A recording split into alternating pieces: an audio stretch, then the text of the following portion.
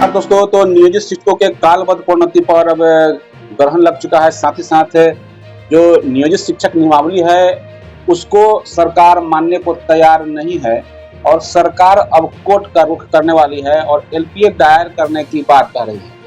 आपको बता दें कि जिस तरीके से पहले नियोजन इकाई हुआ करता था, उस नियोजन इकाई के तहत जो शिक्षकों की बहाली हुई थी, उस नियमावली में साफ तौर से स्नातक के प्रमोशन, प्रधानाध्यापक प्रमोशन और कालबद्ध प्रोन्नति, इन सारे चीजों का जिक्र है, इन सारे चीजों की नियम बनी हुई है।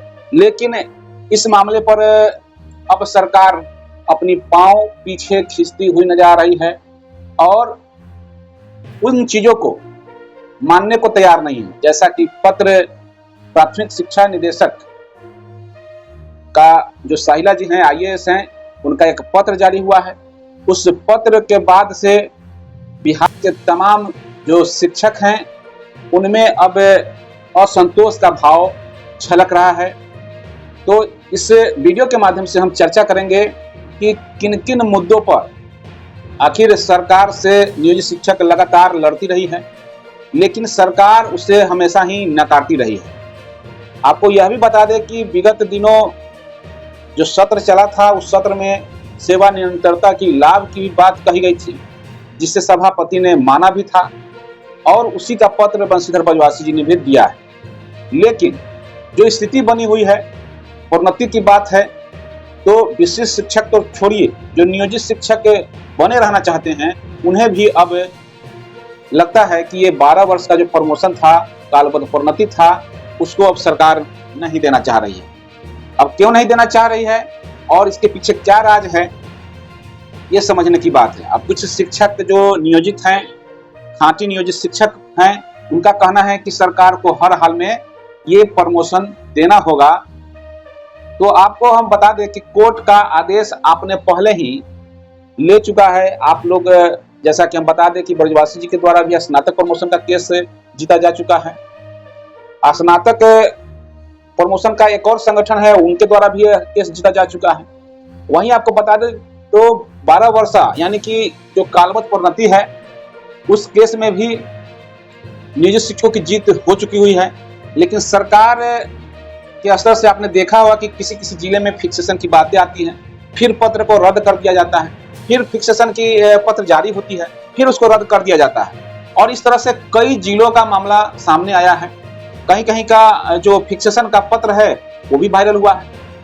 जो फिक्सेशन का एक कहे तो फिक्सेशन का जो जिस पत्र पर फिक्सेशन किया गया वो भी पत्र वायरल हुआ, जैसे जहानाबाद का बता दें। लेकिन ये कितना सच है ये तो कहना मुश्किल है, क्योंकि कई जगहों के पत्र फिर निकलते हैं कि नहीं, जैसा विभाग का निर्देश होगा फिर वैसा किया जाएगा। ऐसे परिस्थिति में जो बिहार सरकार जो 6 नियोजन इकाइयों में बटी हुई थी, बिहार सरकार नियोजित शिक्षकों को जो कि 6 नियोजन इकाई में बटी हुई थी, उन सबका प्रमोशन, जिसमें स्नातक प्रोन्नति है और कहे तो कालबद्ध प्रोन्नति है, प्रधानाध्यापक प्रोन्नति है, और ऐसे में सक्षमता उत्तीर्ण करके पहले से ही लगभग 1,80,000 विशिष्ट शिक्षक बन चुके हैं।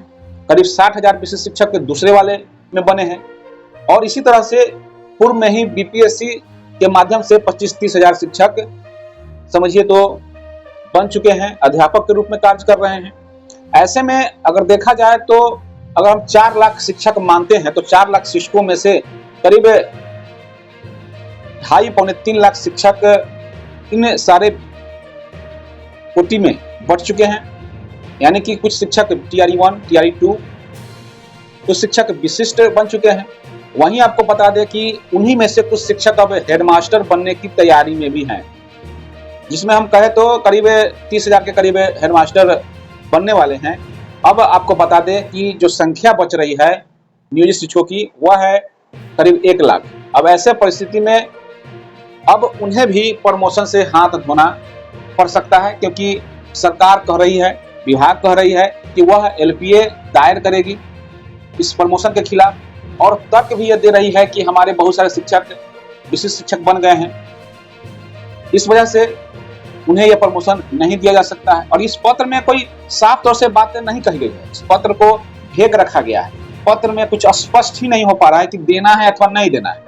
लेकिन कुल मिलाकर कहें तो एलपीए में जाने की जो बात कही जा रही है, उससे साफ तौर से ये लग रहा है कि सरकार कालबद्ध प्रोन्नति देने के मूड में नहीं है। अब आते हैं कि जो शिक्षक ये कह रहे हैं कि हम प्रमोशन लेके ही मानेंगे, तो आपको बता दें कि कोर्ट दलील और पैसे से चलता है। जहां अच्छे से अच्छे वकील होते हैं, अच्छे से अच्छे पैरवीकार होते हैं, उनकी जीत होती है।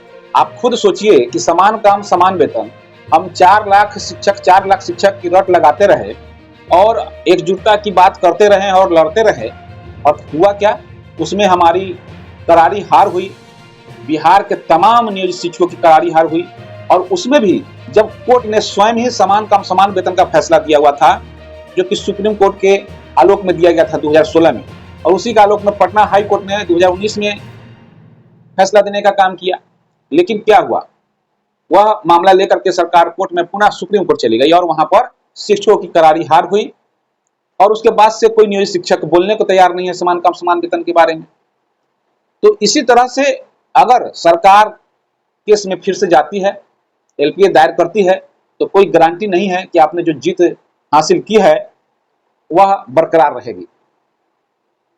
अब हम ये नहीं कहेंगे कि आप विशिष्ट शिक्षक ही बन जाइए या नियोजित ही रहिए, क्योंकि सरकार हर एक को ठगने का काम कर रही है, चाहे वह विशिष्ट शिक्षक हो, चाहे वह नियोजित शिक्षक हो अथवा बीपीएससी शिक्षक हो। सभी को सरकार एक सिरे से किसी न किसी रूप में शिक्षक को ठगने का काम कर रही है। किसी को भी समानता का अधिकार नहीं दे रही है और न ही उन्हें उचित जो अधिकार है वह देने का काम कर रही है।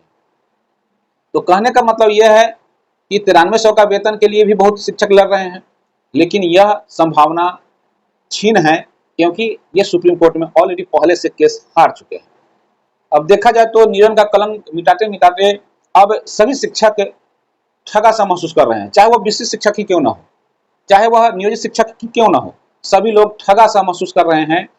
जो कि आपको बता दें कि पीड़ा देने वाली खबर जो आई है, यह प्रोन्नति का जो नहीं मिलने की बात कही गई है, कोर्ट में पक्ष में फैसला तो दिया है, लेकिन सरकार कह रही है कि हम एलपीए दायर करेंगे और इसके खिलाफ जाएंगे। आप सभी अब अवगत हो चुके हैं, क्योंकि यह पत्र जारी हो चुका है, पत्र आपके सामने है, पत्र आपने पढ़ा भी होगा। पत्र में क्या कुछ है सब स्पष्ट हो चुका है। सरकार की क्या मंशा है, विभाग की क्या मंशा है, अब कोई चीज छुपी हुई नहीं है।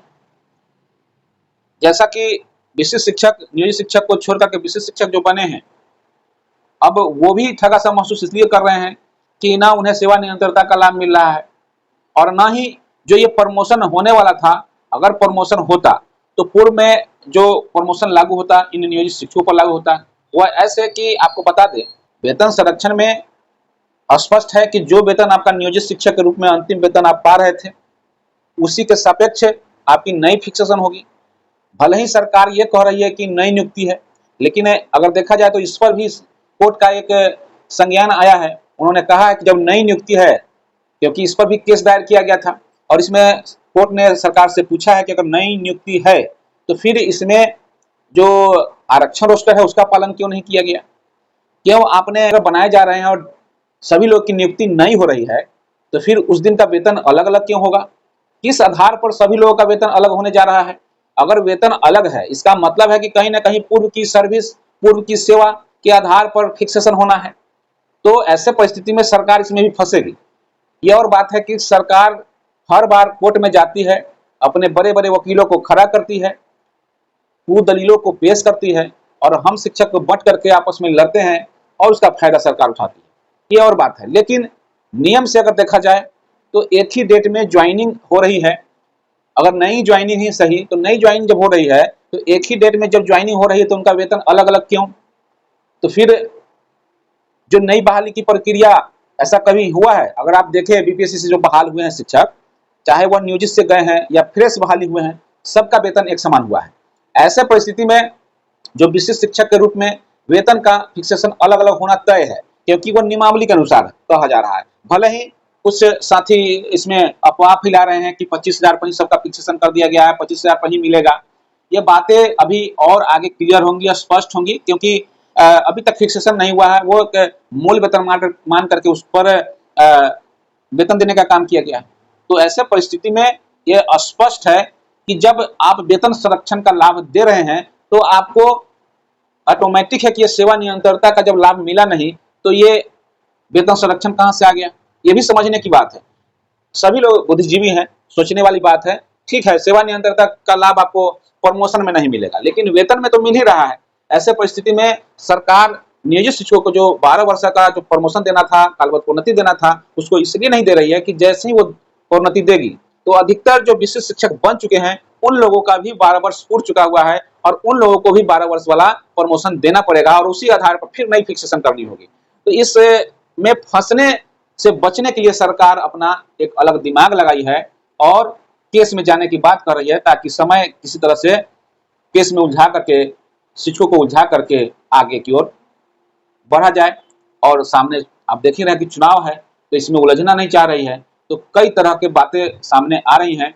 और जो नियोजित शिक्षकों के स्नातक की प्रोन्नति, प्रधानाध्यापक की प्रोन्नति और कालबद्ध प्रोन्नति, इन सबको अभी तक उलझा कर रखा गया है। समझिए तो यह दुर्भावना से ग्रस्त सरकार है, जो कि हमेशा ही शिक्षकों के साथ, खास करके नियोजित शिक्षकों के साथ जो सौतेला व्यवहार करती रही है, वो फिर से वो कर रही है और आगे प्रमोशन नहीं देने का वो मन बना चुकी है।